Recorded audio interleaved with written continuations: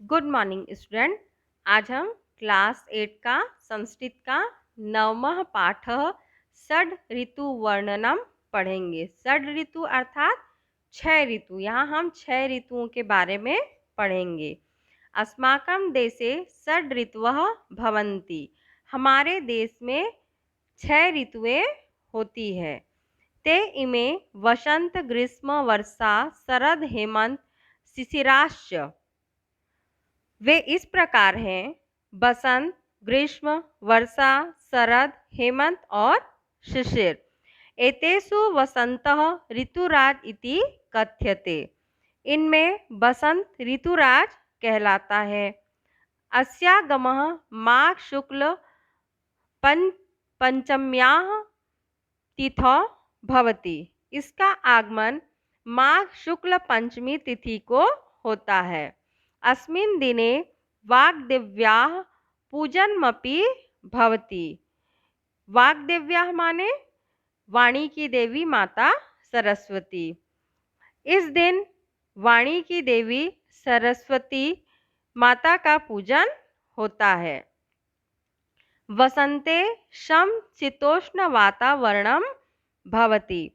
समशीतोष्ण जहाँ पर गर्मी व ठंडी समान होता है उसे हम समशीतोष्ण कहते हैं।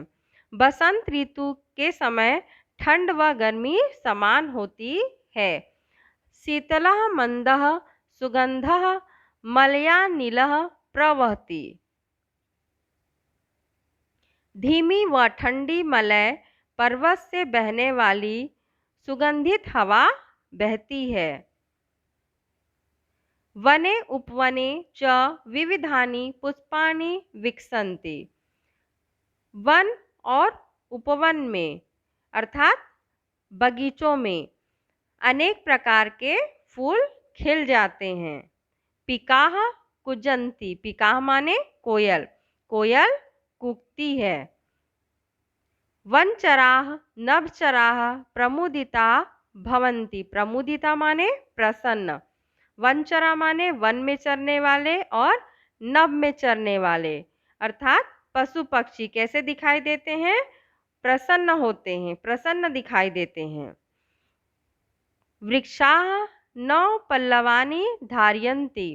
वृक्ष नए पत्ते धारण करते हैं। आम्रवृक्षाः मंजरीभिः अतीव शोभन्ते। आम के वृक्षों में बौर बहुत सुंदर लगती है। बौर किसे कहते हैं? उसका जो फूल हमें दिखाई देता है उसे हम बौर कहते हैं। वसंते गते ग्रीष्मः आगच्छति। वसंत के जाने के बाद गर्मी आती है। ग्रीष्मे प्रचंड सूर्य तपेन धरा तपती। गर्मी में सूर्य के प्रचंड ताप से धरती तप जाती है। प्रचंड घर्मोष्णा रोगकारकम विषम स्वेद बिंदुरूपेण शरीरात् बहिः निर्गच्छति। तेज धूप। प्रचंड घर्मोष्णा माने तेज धूप व गर्मी से रोगकारक विष। स्वेद माने पसीना। पसीने के रूप में शरीर से बाहर निकलता है। बहिः निर्गच्छति मीन्स बाहर निकलता है। हरित वर्णाम आम्रफलम पक्वा पितायते। हरे रंग के आम के फल पककर पीले हो जाते हैं। तानी पक्वानि आम्रफलानि अतीव मधुराणि भवन्ति। इस प्रकार पके हुए आम के फल बहुत ही मीठे होते हैं। ग्रीष्म ऋतोः व्यतीते सति प्रचंडः समीरः प्रवहति।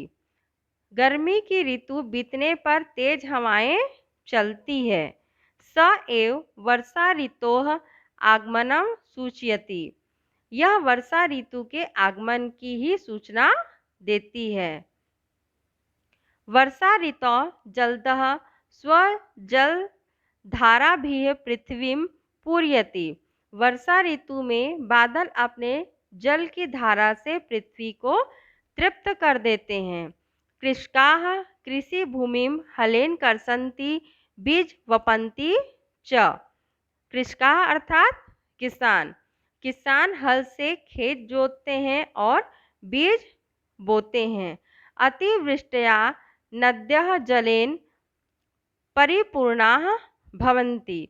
अधिक वर्षा से नदियाँ जल से तृप्त हो जाती है। ततः शरद ऋतु आयान्ति। वहाँ से शरद ऋतु का आरंभ होता है। चंद्रस्य धवल ज्योत्स्नया संपूर्ण धरा जलमिव आभाति। चंद्रमा की शुभ किरणों से सारी पृथ्वी जल की तरह दिखाई पड़ती है। सर्दी संपूर्ण भारतीयाः उत्सवेषु निमग्नाः प्रतीयन्ते। शरद पूर्णिमा कार्यक्रम सारे भारतीय मनाते हैं। शरदन्ते हेमन्तः आगच्छति। शरद ऋतु के अंत में हेमंत ऋतु का आगमन होता है। हेमन्ते वयं महत् शीतम् अनुभवामः। हेमंत ऋतु में हम बहुत ठंड का अनुभव करते हैं। जनाः ऊर्णवस्त्राणि धारयन्ति। ऊर्ण माने ऊनी कपड़े। लोग ऊनी वस्त्र पहनते हैं।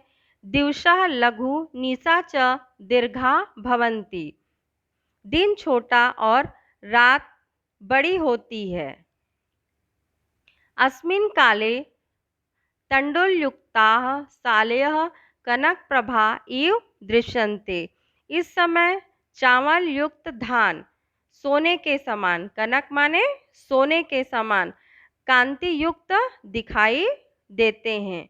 ततः शिशिरः आयाति। वहाँ से शिशिर ऋतु आरंभ होती है। शिशिरे शीताः पवनाः वहन्ति। शिशिर ऋतु में ठंडी हवा बहती है। वृक्षाणां पत्राणि जीर्णानि भूत्वा पृथिव्यां पतन्ति।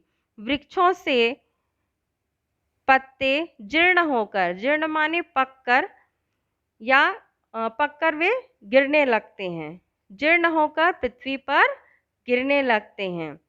शिशिर समापन अवसरे जनाः वसन्तागमनस्य प्रफुल्लतायाः पीतवस्त्राणि धारित्वा हर्षम् अनुभवन्ति।